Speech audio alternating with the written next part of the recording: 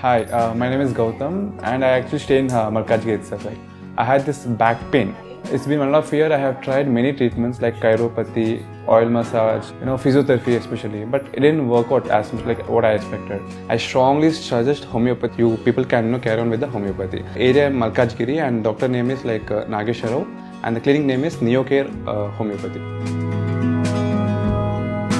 శ్రీ మహాగణాధిపతయ నమః.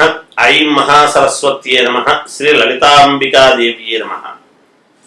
మామూలుగా ఈ మాఘమాసము అనేటువంటిది వస్తూ ఉన్నది. ఈ మాఘమాసములో రథసప్తమి అని వస్తున్నది. రథసప్తమి అనేటువంటిది సూర్య భగవానుడి యొక్క అనుగ్రహముతో మేలు జరగటానికి చాలా వరకు అందరికీ కూడా ఉపయోగపడేటువంటి పండుగ. అయితే ద్వాదశ రాసుల వాళ్లకు కూడా రథసప్తమి నాడు ఏమి చేసుకుంటే మేలు జరుగుతుంది? సరే, సహజంగా రథసప్తమి అనంగానే మనం జిల్లడాకులతో నెత్తిన ఒకటి భుజాల మీద అలా పెట్టుకొని మామూలుగా స్నానము చేయటం అనేటువంటిది చేస్తాం. లేదా సముద్ర స్నానము, నదీ స్నానము, బావుల దగ్గర ఉండేటువంటి నీళ్లతోనో శాస్త్రోక్తముగా చేయటం అనేటువంటిది జరుగుతుంది. అలాగే రథసప్తమి అంటే మామూలుగా అందరికీ తెలిసినటువంటిది ఏమిటి?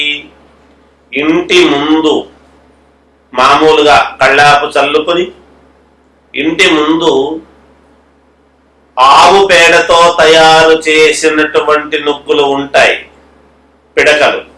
ఆ పిడకలతో అవన్నీ కూడా వెలిగించి దాని మీద మట్టి పాత్ర అనేటువంటిది, ఈ రోజులలో ప్రతి వాళ్ళు కూడా స్టీల్ది ఇంకొకటి పెట్టుకుంటున్నారు. కానీ పూర్వము అనాది నుండి వస్తూ ఉండేటువంటి ఆచారం ఏమిటి అంటే మట్టి పాత్రలో పాలు పొంగించడం. అలా పాలు పొంగులు రావాలి.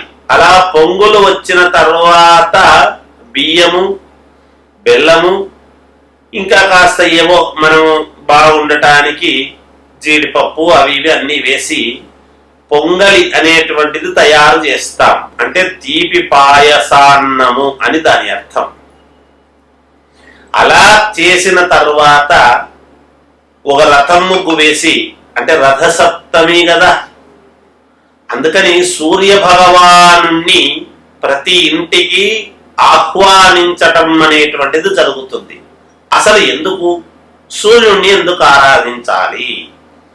మరి సూర్య భగవానుడి యొక్క వెలుగు ఎంత తీక్షణముగా, ఎంత గొప్ప వెలుగు! మనము ఉదయం లేస్తే మనకింత వెలుగు వస్తుంది అంటే రాత్రిపూట అన్ని చోట్ల లైట్లు అవసరం అవుతుంది. చంద్రుడి యొక్క వెలుగు ఎంత ఉండినా లైట్లు అవసరం అవుతున్నాయి. పగటిపూట ఎవరైనా లైట్లు వేసుకుంటారా? ఎన్ని లైట్లు వేసినా సూర్య భగవానుడి వెలుగు ఇవన్నీ సాటి అవుతాయా? అంతటి వెలుగు మన జీవితాల్లో, మన కుటుంబాల్లో, మన ఎదుగుదలలో అలాంటి వెలుగు కావాలి అని కోరుకుంటాము. ఎందుకు? ఉత్తరాయణం అనేటువంటిది చాలా ప్రాధాన్యత కలిగినటువంటిది కాబట్టి. రవి సంక్రమణం అంటే సంక్రాంతి పండుగ రోజు ఎప్పుడైతే మకర రాశిలోకి సూర్యుడు ప్రవేశిస్తాడో, ఈ రథసప్తమి రోజున తాను పూర్తిగా ఉత్తరం వైపు నుండి రావటం అనేటువంటిది, తన రథాన్ని పూర్తిగా ఉత్తరం వైపుకు మళ్లించుకొని ప్రయాణం చేయటం అనేటువంటిది జరుగుతుంది. అంటే తన గమనాన్ని ఎప్పుడైతే పూర్తిగా మార్చుకుంటూ ఉన్నాడో, మరి 12 రాసుల వాళ్లకు కూడా సూర్య భగవానుడి యొక్క అనుగ్రహము ఎలా కలగాలి, ఏమి చేసుకుంటే పుణ్యం వస్తుంది? ప్రతి వాళ్లకు కూడా ఆరోగ్యము బాగలేకపోయినా, ఎప్పటి నుంచో అనారోగ్యాలు ఉండేటువంటి వాళ్ళకైనా, లేదా రాజకీయాలలో ఒక వెలుగు వెలగాలి అనుకునేటువంటి వాళ్ళకైనా, వ్యాపారం చేస్తూ ఒక వెలుగు వెలగాలి అనుకునేటువంటి వాళ్లకు, అలాగే ఉద్యోగము వస్తే ఒక జీవితానికి ఒక వెలుగు వచ్చినట్టు, వివాహము అయితే తన జీవితంలో ఒక వెలుగు వచ్చినట్టు, సంతానము కలిగితే ఒక స్త్రీకి ఆమె మనస్సులో ఒక వెలుగు వెలిగినట్టు, ఇవన్నీ కూడా వెలుగులే. మనం అనుకుంటాము ఊరికి అబ్బా సంతోషం ఎక్కడి నుంచి వస్తుంది? ఆనందం. ఆ ఆనందం ఎక్కడి నుంచి వస్తుంది? సూర్య భగవానుడి యొక్క ప్రకాశవంతమైనటువంటి వెలుగు ఎలా అయితే ఉంటుందో అంత సంతోషం అనేటువంటిది కలిగి తీరుతుంది. అందుకని ద్వాదశ రాశుల వాళ్ళకందరికీ కూడా ఏ రాశి వాళ్ళు ఏమేమి పాటిస్తే మీ యొక్క కోరికలు తప్పకుండా తీరతాయి అనటానికి సూర్య భగవానుడి యొక్క గమనం ఎప్పుడైతే మారుస్తున్నాడో మన జాతకాలలో మనకు కూడా ఒక గమనము మారుతుంది అనేటువంటిది మనం అర్థం చేసుకోవాలి. స్నానాలు చేస్తాము, సూర్యుడిని ఆరాధిస్తాము, మామూలుగా చేసుకుంటాము, బానే ఉంది.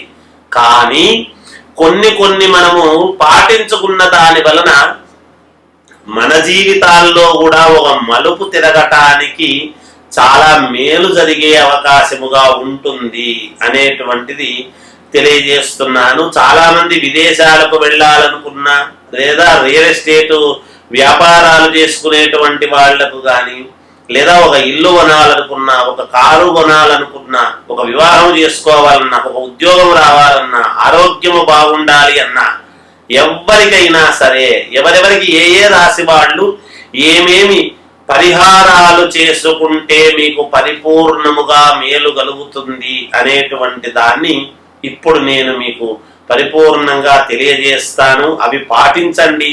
తప్పకుండా సూర్య భగవానుడి యొక్క అనుగ్రహము మీకు పరిపూర్ణముగా ఖచ్చితముగా మీకు కలుగుతుంది అనడానికి ఎంత మాత్రము సందేహము లేదు అనేటువంటిది తెలియజేస్తున్నాను.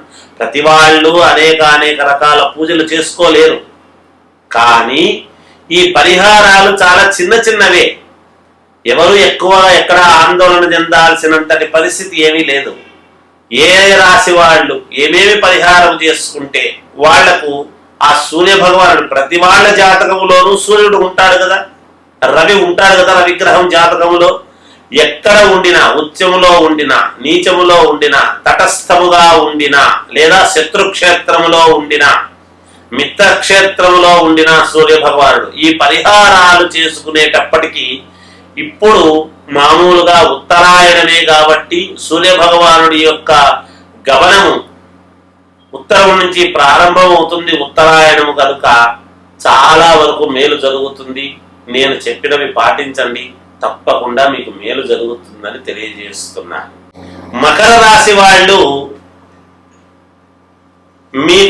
మీరు అనుకున్నటువంటి పనులు నెరవేరాలి అన్నా, మీ జీవితాల్లో ఒక వెలుగు రావాలి అన్నా, మీరు చేసేటువంటి పనులలో వెలుగు ఉండాలి అన్నా, రాజకీయ నాయకులకు ముఖ్యంగా మరీ యోగవంతమైనటువంటి ఈ రథసప్తమి రోజు సూర్య భగవానుడి యొక్క అనుగ్రహము పరిపూర్ణముగా, గ్రహాలకు రాజు కాబట్టి మీకు కూడా సూర్యుడి యొక్క అనుగ్రహము చాలా అవసరము కాబట్టి ఆదిత్యుడి యొక్క అనుగ్రహం మీకు ఉండాలి అంటే మీరు చేయవలసినటువంటిది ఏమిటి అంటే 27 తమలపాకులు, 27 ఒక్కలు, 27 కాయిన్స్, అలాగే 1 కిలో బియ్యము, 1 కిలో బెల్లము, కాస్త ఆవు నెయ్యి, ఇవన్నీ తీసుకువెళ్ళి విష్ణు ఆలయంలో ఉండేటువంటి అర్చకుడికి మీరన్నీ సమర్పించి జోడు టెంకాయలు, కొబ్బరికాయలు 2 కొట్టండి. అలా ప్రదక్షిణలు చెయ్యండి స్వామివారికి. 27 ప్రదక్షిణలు చేసి 27 ప్రదక్షిణలు చెయ్యండి. అయిన తర్వాత ఆకాశం వైపు చూసి ప్రత్యక్ష నారాయణ స్వామి అయినటువంటి సూర్య భగవానుని మననం చేసుకోండి. మీకు తప్పకుండా జయము కలుగుతుంది. జయోస్తు.